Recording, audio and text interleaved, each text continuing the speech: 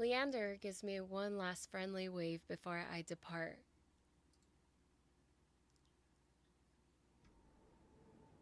The air clings, sodden and heavy. Without the morning crowd, the sunless streets look barren and bleak. Even the peddlers are long gone. Only a pair of crowns remain quibbling over stale crust in the gutter. I feel a ridiculous pang of envy. At least they got a reason to fight. I've never felt so lost.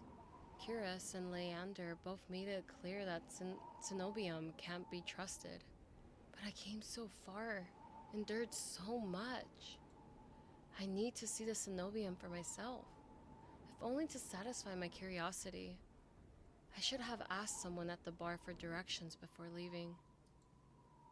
Oh, it's getting dark. Interesting. I'm about to turn back when a shadow passes over me. A cloud, I think, until a poof of hot breath tickles the back of my neck. Okay, who's doing that? Ew! A shadow runs down the street in revolence. Revolence? Revulence. These are big words for Oyuki.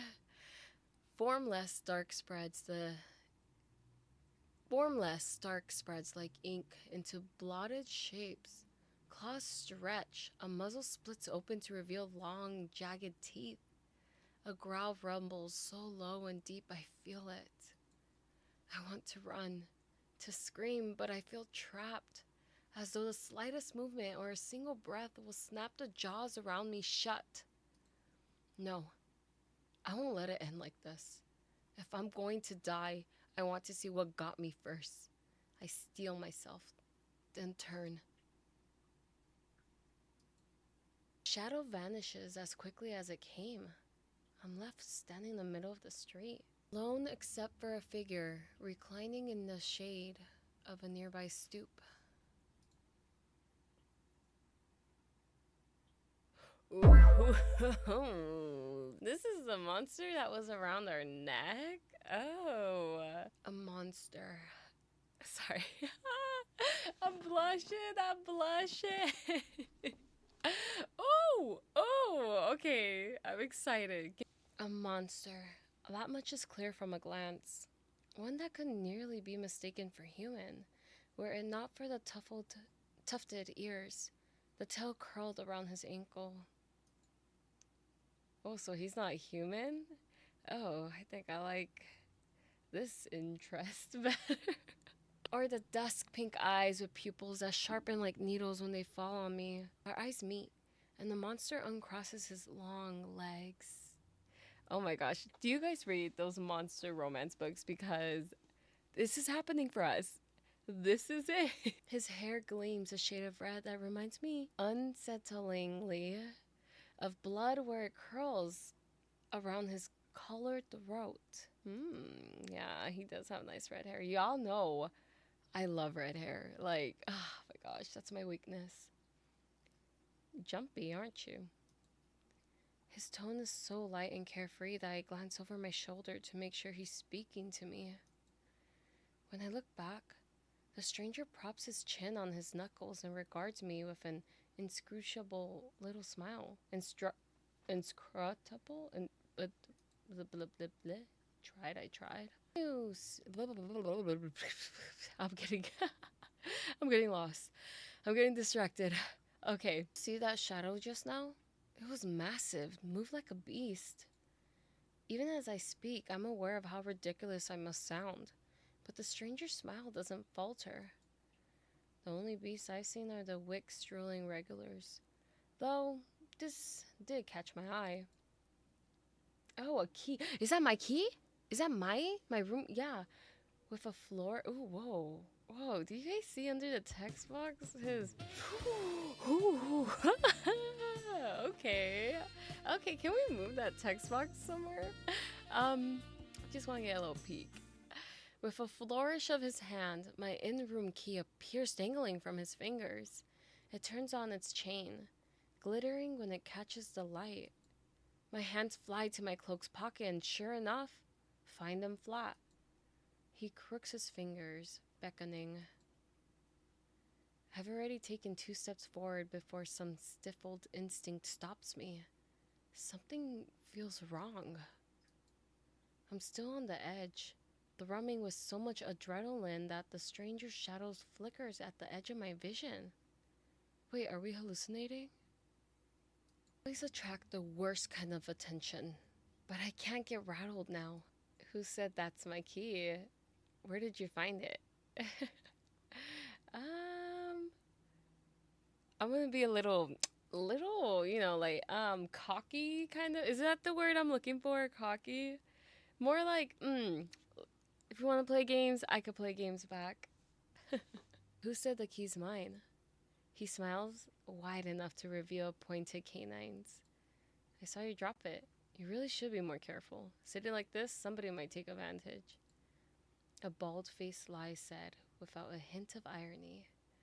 I can't figure out how he picked my pockets under my nose, but I'm certain he took my key and I need it back. I approached the man, careful to keep an arm's length away. He doesn't look dangerous, but the most deadly ones never do. Oh, his ear moved. The stranger's chain softly clinks with the tilt of his head. His ears flick.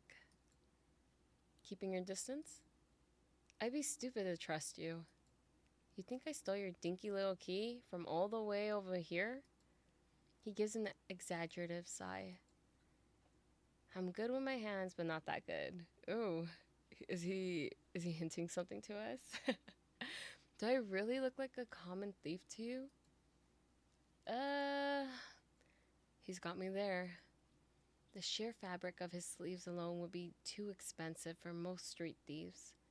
Hell, his shoes look like they cost more than I spent traveling here. And then there's the shop behind him. No matter the city, parted pink curtains only ever mean one thing. I'm not looking to buy, and I doubt I could afford your services anyway. Luckily for you, I don't charge. Oh my goodness! Oh, this man. Oh. The man runs the tip of his tongue over a fang, and for the first time since I stepped into the shadow, I feel something other than dread. Dread. Did I say it? Dread. Yeah, I said that right. Oh my gosh. My face grows hot. Yeah, sister, me too. That's not what I meant. I'm flattered, really. Were sex my trade, I might take an exception for you. How about half off for a handy, or you could just hand over my key. Ask nicely and I might even let you tug my tail. Oh my god, he's on floor. He's a jokester. Whoa. Just throw it here. So some spindly little street urchin can snatch it and run? He raises my key and tilts his head so he can watch it dangle back and forth. I am in love. No, stop. I suppose I could claim your room for myself. Not that I'd be caught dead slamming in the wick with the rest of those slack-jawed imbeciles. You're obviously not from around here, so tell me, traveler, what misfortune brought you to this wretched place? I love his designs. Oh my gosh. Okay, I can't stop staring. Oh my gosh. His voice practically drips with derision. I'm not telling you anything. What could have possibly drawn you to this dreary little pig pen, I wonder? He listlessly watches the arc of my key swinging around his finger. The weather's shit, the food's dreck, and there's entirely too many monsters for a human to feel safe, unless... Oh my goodness, look at that position, look at that pose! Dagger sharp eyes flick towards me. They gleam with amusement. Ooh, oh my god, you could keep staring at me all day, I wouldn't mind. Unless you're just dying to consort with monsters. What did he say? He did not say that. No, I mean, I like reading those type of books, but no. Oh my gosh. By now, my embarrassment has worn away, leaving simmering impatience in its place. If this is a shakedown, it's the most frustrating one I ever heard of. You know what? I'm not gonna lie. I gotta flirt back. Red hair is hoo hoo hoo. How do you know that I spent all my money, starved, and nearly died in a swamp just so I could crawl into bed with the first thirsty monster I saw? That earns me a burst of breathy laughter. He gazes at me under his dark lashes. Aren't you funny? Could you be any more obvious? I have been told subdolently, not my strength. Is that how you say that word? Oh my gosh, I'm reading everything so wrong. So your place or mine? How is he so f***ing hot? I'd invite you if I had my key. Then I might be able to invite you up. His languid gaze glides from me to the key in his hand and back. Come, take my hand and we'll go together.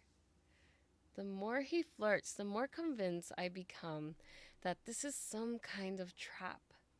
No matter how innocent monsters look, they always have tricks up their sleeves. Oh my gosh, this monster. I wouldn't. Oh my gosh, stop. Okay, stop angrily. And something tells me that this is one's more dangerous than he lets on, even if he has a lovely laugh. I don't know what you want or why you're messing with me, but I'm not coming any closer until I know you aren't going to attack or bite. Oh, look at his eyes. Look at his ojos. I won't bite hard unless you beg me. Oh, whoa. Oh my gosh. Oh my gosh. You're slowly reeling me in. No matter what I say, he finds a way to twist my words into innuendo. Even when I'm silent, he goes on as though we're having a conversation, not a standoff. Do you like dancing? There's a traveling troupe. Troupe? Trope? No, it's troupe. Troupe. There's a traveling troupe performing in Hightown tonight. Their lattice is utterly exquisite.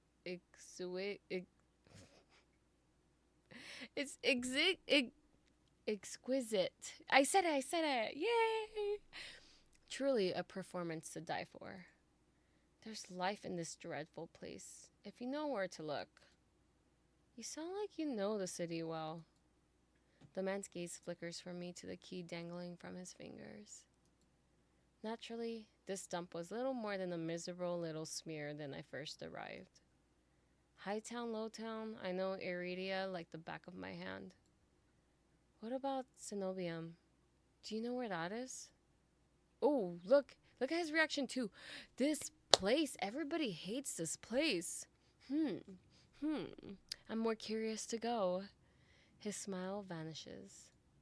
Surely you've seen that absurdly large tower looming over the rest.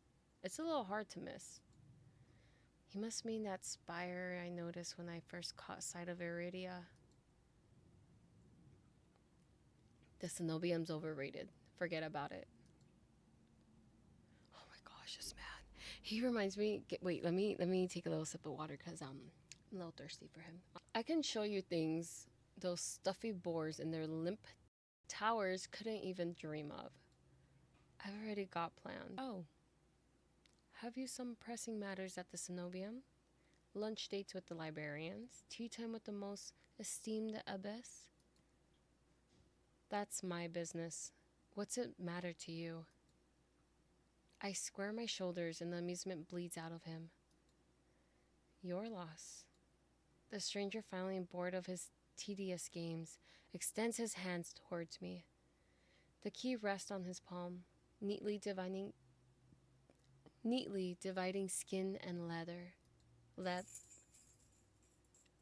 I like the sound of the keys on my headphones. That was a nice ASMR. When he makes no other move, I reach for the key. But as soon as my fingers graze smooth brass, his hand springs shut around my elbow. Ah! Hey! Oh, he pulled us closer. He yanks me down and I stagger, my soul slipping on the steps. Uh-oh, it's getting dark. For a sick moment, I fear my bandages will unravel under his touch, but he's careful not to disturb them, even as his fingers dig into my arm. Whoa, look, his eyes changed. I knew I smelled blood. You reek of death and the road. And that doctor. Ooh, he hates the doctor. Ooh. No way. What is the history? What's the backstory? I need to know. His voice, once silken, lowers to a smoky growl. The shadows around him seethe and boil as he pulls me closer. And something else. He murmurs against my throat, nose grazing my jaw. Oh, you know what? Let me move my hair for you and you could take a little, like, chomp if you want. Let go. I try to twist away, but he doesn't budge. His breath trails down my neck, sending a thrill of dread through me. But just when I fear he'll bite, he takes a deep whiff instead. His wide, flat eyes gleam with naked hunger as he gazes up at me. Not quite human, not quite monster. Seems we're both... Vere. The stranger's ears flatten and he releases me with a short breath. I yank my arm back, massaging it where his grip left grooves in the bandages. Ooh. I like the sound. The stranger twists around to watch a woman duck out from the curtains behind him. Her pressed uniform marks her as a cleric of the cenobium. I leave you for all of what, 10 minutes? And you're making trouble again? Will you quit harassing the tourist? Look at his smile. Ugh. The stranger, Vere, I take it, rolls his eyes and flashes the cleric a withering smile. So suspicious. Can't you see this is a friend of mine? A natural liar. He grins at me, his tail swishes minutely. The woman purses her lips at me, clearly unconvinced. I open my mouth to correct him, but Vere cuts in. I was graciously offering my dear friend some free advice. Though his voice remains light and cheerful, his expression darkens. Danger's drawn to you like a moth to flame. It will always find you given time. The woman clucks her tongue as though she's heard this recital 102 times. Why 102? I'm just saying that's a specific number. 102. Word of advice: don't take free advice from lazy foxes lounging in the streets. This crook would sell water to a drowning man for the sheer enjoyment of it. She shrugs off a wilting look from Vere. Oh, please. Any friend of yours knows it's true. Now hold still. Vere rises gracefully at her approach. He pushes his hair aside so it drapes over one shoulder, exposing the long line of his neck. And suddenly it dawns on me that the jiggling I heard earlier wasn't from the harness attached to his collar, but a leash. A heavy iron chain wound around a hitching post and padlocked to the back of his collar. Vere posed deliberately to hide his leash from me. The woman produces a key ring from her pocket. She rifles through a dozen identical keys before selecting one and slotting it into the lock. Come on, unless your friend's tagging along on our merry little soulless hunt. They're hunting for soulless inside the city. Words momentarily